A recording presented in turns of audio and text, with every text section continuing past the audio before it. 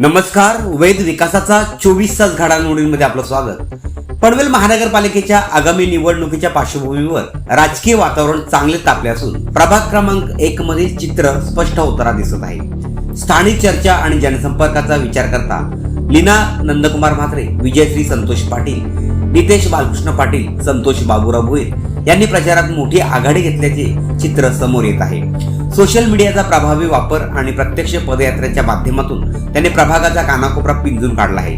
विरोधकांच्या तुलनेत त्यांची प्रचार यंत्रणा अधिक सक्रिय आणि शिस्तबद्ध असल्याचे जाणवत आहे. यावेळी पनवेल विधानसभा मतदारसंघाचे आमदार प्रशांत ठाकूर, अरुण शेठ भगत यांची या निवडणूक प्रचार रॅलीला प्रमुख उपस्थिती लाभली. माझे सरपंच म्हणजे आहे. तसेच आज मी इथे पिंडगावामध्ये प्रचाराला आलो आहोत. आणि इथे खूप चांगल्या प्रकारे प्रतिसाद आम्हाला मिळालेला आहे. म्हणजे जवळजवळ पूर्ण गाव इथे जमलेलं आहे प्रचारासाठी. आताच आमदार साहेब आता येऊन गेले आणि त्यांनाही आनंद वाटला की या प्रचाराला खरोखर भरपूरच लोक जमलेली आहेत.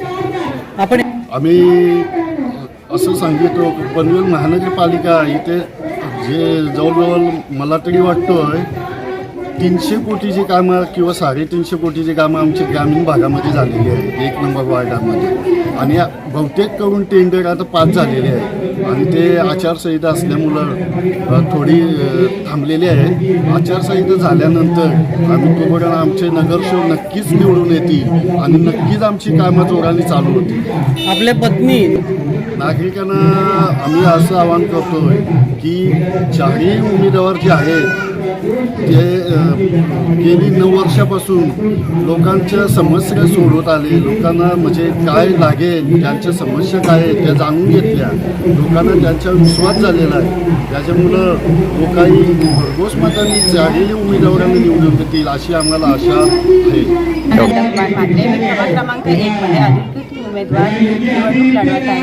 नगरसेविका पदासाठी निवडणूक लढत आहे. आपले 4 उमेदवार लीना नंदकुमार म्हात्रे, विजयश्री पाटील आणि नितेश पाटील, संतोष भोईर हे 4 उमेदवार आहेत. आम्हाला 4 उमेदवारांना भरघोस मताने विजयी